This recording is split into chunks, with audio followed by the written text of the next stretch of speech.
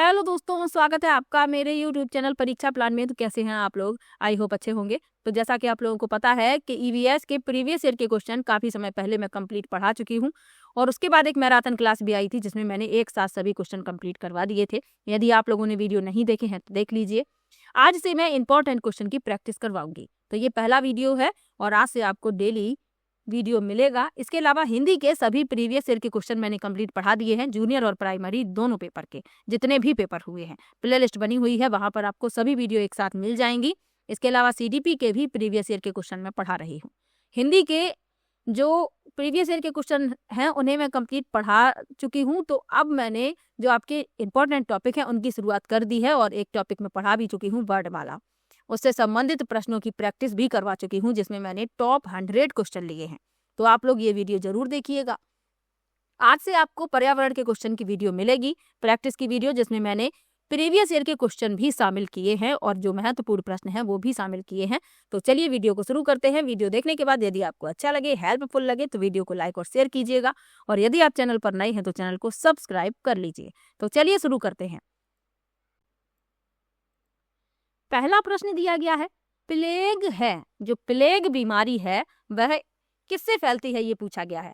पहला है विषाणु जनित बीमारी, दूसरा है कवक जनित बीमारी, तीसरा है जीवाणु जनित बीमारी, और चौथा है खनिज जनित बीमारी।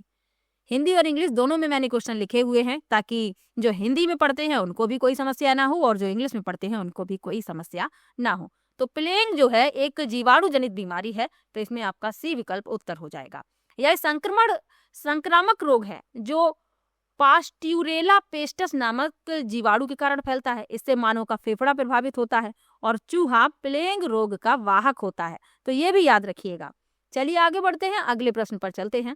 गैसीय अपशिष्ट है, पहला है सब्जी एवं फलों के छिलके, दूसरा है घरों की नालियों का गंदा पानी, तीसरा है खेत खलिहानों से निकलने वाला कचरा, और चौथा है लकड़ी कोयला से जलने वाला धुआं। तो गैसीय अपशिष्ट पूछा गया है।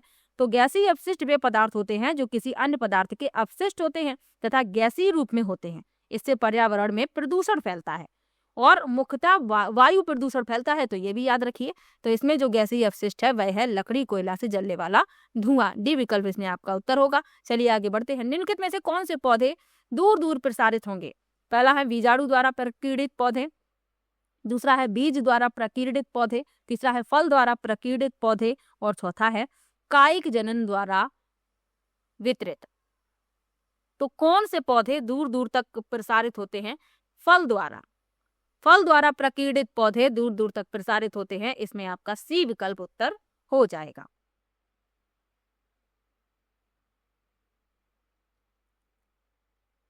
चलिए आगे बढ़ते हैं, अगले प्रश्न पर चलते हैं।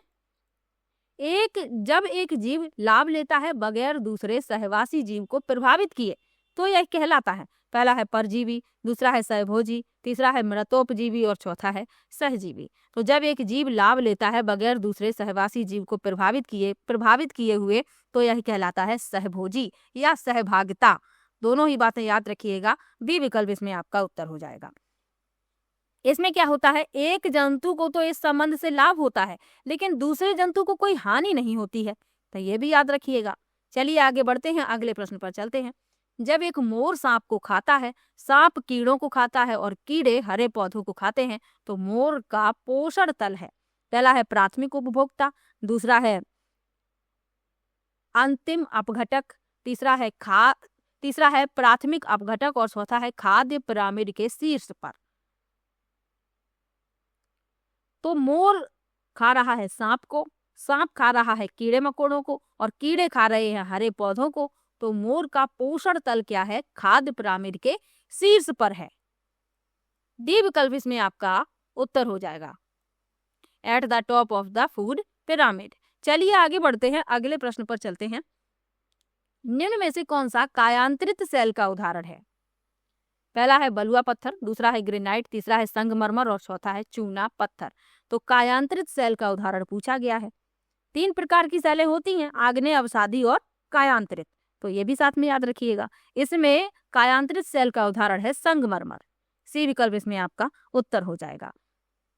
जब ज्वालामुखी क्रिया के फलस्वरूप मैग्मा बाहर निकलता है तो मैग्मा के संपर्क क्षेत्र की चट्टानें जो हैं रूपांतरित हो जाती हैं। इस प्रकार के रूपांतरण के कारण चूना पत्थर संगमरमर में परिवर्तित हो जाता है।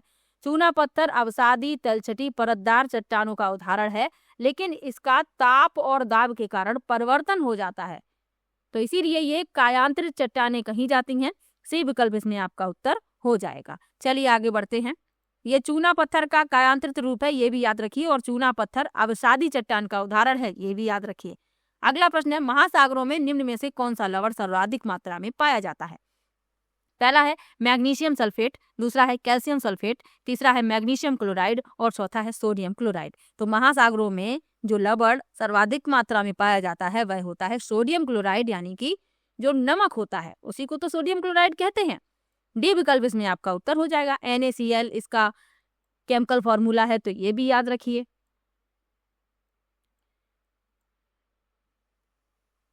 तो इसमें आपका डी विकल्प जो है वह उत्तर हो जाएगा। चलिए आगे बढ़ते हैं। राज्यसभा में होने वाली सभाओं की अध्यक्षता कौन करता है? पहला है उपराष्ट्रपति, दूसरा है राष्ट्रपति, तीसरा है प्रधानमंत्री और चौथा है भारत के मुख्य न्यायाधीश। तो बात हो रही है राज्यसभा की। तो राज्यसभा में होने वाली सभाओं की अध्यक्षता उपराष्ट्रपति द्वारा की जाती है। पहला विकल्प इसमें आपका उत्तर हो जाएगा। राज्यसभा में जो सदस्य होते हैं 6 वर्ष के लिए चुने जाते हैं, जिनमें से 1/3 सदस्य 2 साल में सेवानिवृत्त हो जाते हैं, तो ये भी याद रखिए। और भारत के उपराष्ट्रपति राज्यसभा के पदेन सभापति होते हैं, ये भी याद रखिएगा। चलिए आगे बढ़ते हैं, अगले प्रश्न पर चलते हैं। निम्न में से किस मिट्टी का विस्तार भारत के सर्वाधिक क्षेत्र पर है? पहला है काली मिट्टी, दूसरा है जलोढ़ मिट्टी, तीसरा है लाल मिट्टी और चौथा है बलुई मिट्टी। तो किस मिट्टी का विस्तार भारत के सर्वाधिक क्षेत्र पर है? तो वह है आपकी जलोढ़ मिट्टी। बी विकल्प इसमें आपका उत्तर हो जाएगा। जलोढ़ मिट्टी जो होती है इसका निर्माण नदियों द्वारा बहाकर लाई गई मिट्टी से होता है। इस मिट्टी में पोटास, फास्फोरिक अम्ल, चूना व कार्बनिक तत्वों की अधिकता होती है, तो ये भी याद रखिए। चलिए आगे बढ़ते हैं। जो शाकाहारी जंतु भोजन के लिए हरे पेड़ पौधों पर निर्भर रहते हैं उन्हें क्या कहते हैं? यानी वे किस चरण के उपभोक्ता है, ये पूछा जा रहा है। पहला है प्रथम चरण उपभोक्ता, दूसरा है द्वितीय चरण उपभोक्ता, तीसरा है तृतीय चरण उपभोक्ता और चौथा है उपभोक्ता। तो इसमें आपका पहला विकल्प उत्तर हो जाएगा। जो पेड़ पौधों पर निर्भर होते हैं प्रथम चरण के उपभोक्ता कहे जाते हैं। पहला विकल्प इसमें आपका उत्तर है। चलिए आगे बढ़ते हैं। अगला प्रश्न दिया गया है, पर्यावरण शिक्षा में समस्या समाधान विधि का गुण है। पहला है लक्ष्य केंद्रित विधि, दूसरा है सृजनात्मक विधि, तीसरा है चयनात्मक विधि और चौथा है उपर्युक्त सभी। तो पर्यावरण शिक्षा में समस्या समाधान विधि के अंतर्गत खोजकर्ता में सृजनात्मकता, चयन करने की क्षमता, लक्ष्य केंद्रित होना चाहिए। अतः पर्यावरण शिक्षा में समस्या समाधान विधि के निम्न गुण होते हैं। तो ये तीनों ही गुण होते हैं, तो डी विकल्प इसमें आपका उत्तर हो जाएगा, उपर्युक्त सभी। चलिए आगे बढ़ते हैं, अगले प्रश्न पर चलते हैं। प्रेक्षण विधि की सीमाएं हैं।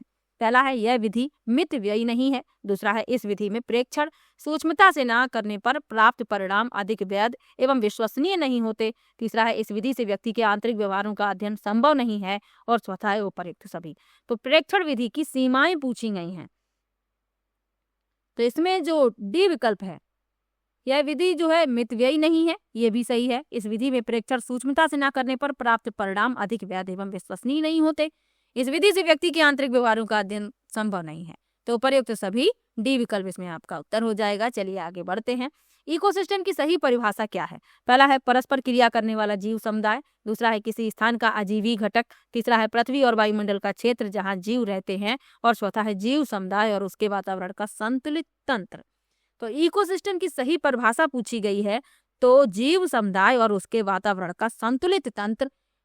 डी विकल्प इसमें आपका उत्तर हो जाएगा।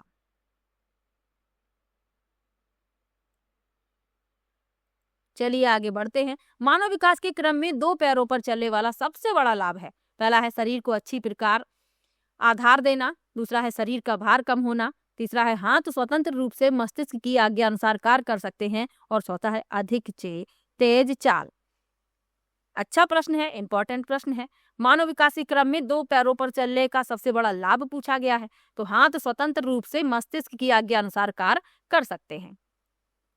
अब चलने में हाथों का कोई दायित्व तो है नहीं, चलने के लिए जो पैर हैं वो जिम्मेदार हैं।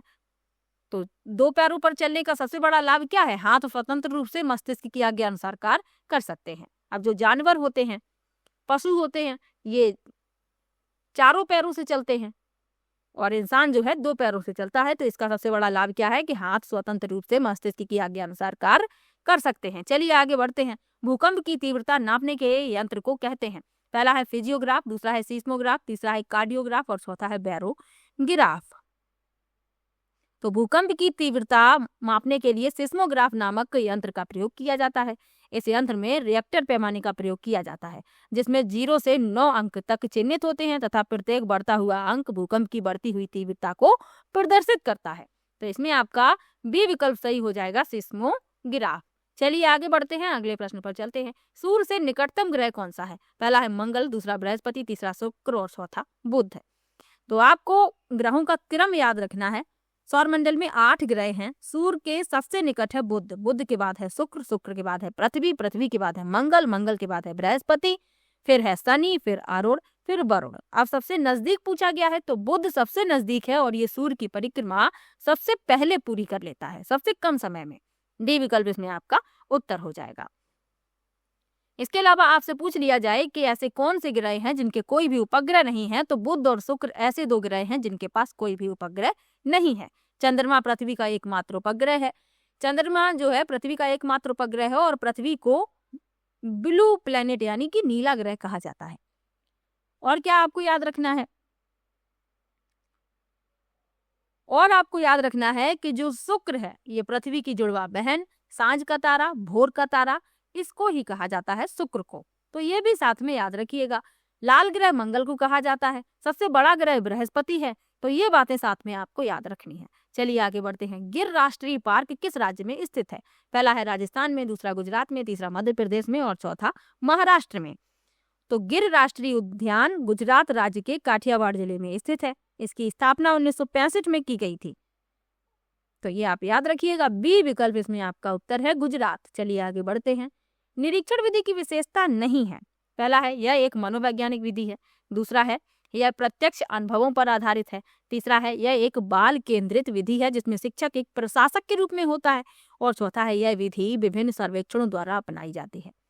तो निरीक्षण विधि की विशेषता नहीं है पूछा गया है। तो यह एक बाल केंद्रित विधि है जिसमें शिक्षक एक प्रशासक के रूप में होता है। ये निरीक्षण विधि की विशेषता नहीं है। तो यही हो जाएगा इस प्रश्न का उत्तर। चलिए आगे बढ़ते हैं, अगले प्रश्न पर चलते हैं। निम्नलिखित वाहिनी ईंधनों में किसको आजकल पर्यावरण स्नेही माना जाता है? पहला है डीजल, दूसरा पेट्रोल, तीसरा द्रवित पेट्रोलियम गैस और चौथा है संपीड़ित प्राकृतिक गैस।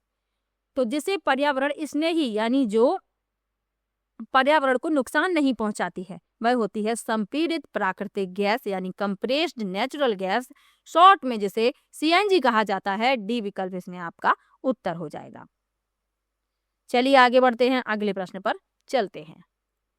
किसी पारितंत्र में तत्वों का चक्रण कहलाता है? पहला है जैव भू रासायनिक चक्र, दूसरा है भू वैज्ञानिक चक्र, तीसरा है रासायनिक चक्र और चौथा है इनमें से कोई नहीं। तो किसी पारितंत्र में तत्वों का चक्रण क्या कहलाता है?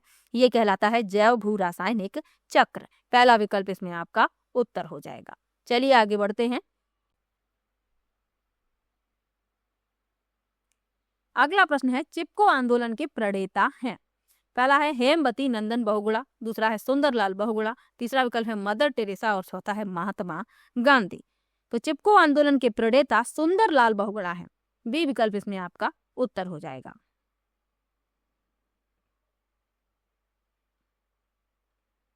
इस आंदोलन को चिपको आंदोलन क्यों कहा गया? कि जिस पेड़ को काटा जाता था लोग उस पेड़ से चिपक कर खड़े हो जाते थे, तो इस तरह लोग पेड़ों की रक्षा करते थे। याद रखिएगा, इसीलिए चिपको आंदोलन कहा गया। इंसुलिन की रासायनिक प्रकृति है। इंसुलिन की रासायनिक प्रकृति पूछी जा रही है। पहला है विटामिन, दूसरा प्रोटीन, तीसरा वसा और चौथा कार्बोहाइड्रेट।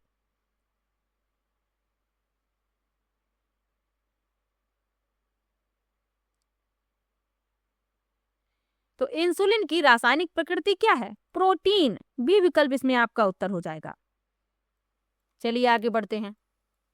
पौधों में अर्धसूत्री विभाजन होता है। पहला है मूल शीर्ष में, दूसरा है पराग कणों में, तीसरा है तने में और चौथा है पराग कोश में। तो पौधों में अर्धसूत्री विभाजन पराग कोश में होता है, जहां परागण की क्रिया द्वारा निषेचन की क्रिया संपन्न होती है। तो इसमें आपका डी विकल्प सही हो जाएगा, पराग कोश में। चलिए आगे बढ़ते हैं। ज्वर नियंत्रण में आमतौर पर सबसे अधिक प्रयोग की जाने वाली औषधि है। पहला है ब्रूफिन, दूसरा है बी कॉम्प्लेक्स, तीसरा है पैरासीटामोल और चौथा है ली52। तो ज्वर नियंत्रण यानी कि जब आपको फीवर आ जाता है, बुखार आ जाता है, तो कौन सी दवाई अधिक प्रयोग की जाती है? तो पैरासीटामोल का प्रयोग किया जाता है। सी विकल्प इसमें आपका उत्तर हो जाएगा। चलिए आगे बढ़ते हैं। जैविक समुदाय में प्राथमिक उपभोक्ता हैं। पहला है मांसाहारी, दूसरा है सर्वाहारी, तीसरा है शाकाहारी और चौथा है डेटिवोर। तो जैविक समुदाय में प्राथमिक उपभोक्ता शाकाहारी हैं। सी विकल्प इसमें आपका उत्तर हो जाएगा। चलिए आगे बढ़ते हैं।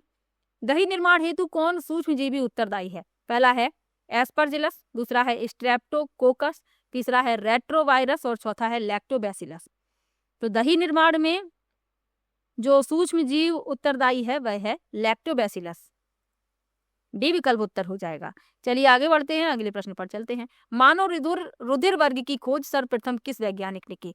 पहला है लैंडस्टीनर, दूसरा है जेनिंग्स, तीसरा है पेंटेन एवं मस्ट और चौथा है कार्ल मार्क्स। तो मानव रुधिर वर्ग की खोज सर्वप्रथम किस वैज्ञानिक ने की? लैंडस्टीनर ने। पहला विकल्प इसमें आपका उत्तर हो जाएगा। चलिए आगे बढ़ते हैं। प्याज, आलू, अदरक हैं। पहला है जड़, दूसरा है तना, तीसरा है अपस्थानिक जड़ें और चौथा है सल्क पत्र। तो प्याज, आलू और अदरक ये तीनों ही तना है, स्टेम जिन्हें कहते हैं। बी विकल्प इसमें आपका उत्तर हो जाएगा। और आपसे पूछ लिया जाए कि शकरकंद क्या है, कमेंट में बताइएगा। नेक्स्ट वीडियो में मैं आपको बताऊंगी शकरकंद जड़ है या तना। चलिए आगे बढ़ते हैं। एक कोश की सूक्ष्म जीव है। पहला है स्पाइरोगाइरा, दूसरा है विषाणु, तीसरा है पैरामीशियम और चौथा है हाइड्रा। तो एक कोश की जीव है पैरामीशियम। इनका जो निर्माण है इनके शरीर का, ये एक कोशिका से होता है। सी विकल्प इसमें आपका उत्तर हो जाएगा। और चलिए आगे बढ़ते हैं। निम्न में से कौन सा पादप उत्पाद साबुन का विस्थापन है? पहला विकल्प है रुद्राक्ष, दूसरा है रीठा, तीसरा है तेंदु और चौथा है उपरोक्त सभी। तो पूछा जा रहा है कि कौन सा पादप उत्पाद साबुन का विस्थापन है, तो वह है रीठा। रीठा का प्रयोग बालों के संरक्षण के लिए किया जाता है। महिलाएं ज्यादातर इसका प्रयोग करती हैं बालों में लगाने के लिए। बी विकल्प इसमें आपका उत्तर हो जाएगा। आपके लिए प्रश्न है आज का कि जो शकरकंद है वह जड़ है या तना, कमेंट बॉक्स में जरूर बताइएगा। नेक्स्ट वीडियो में मैं इस प्रश्न का उत्तर आप लोगों को बताऊंगी।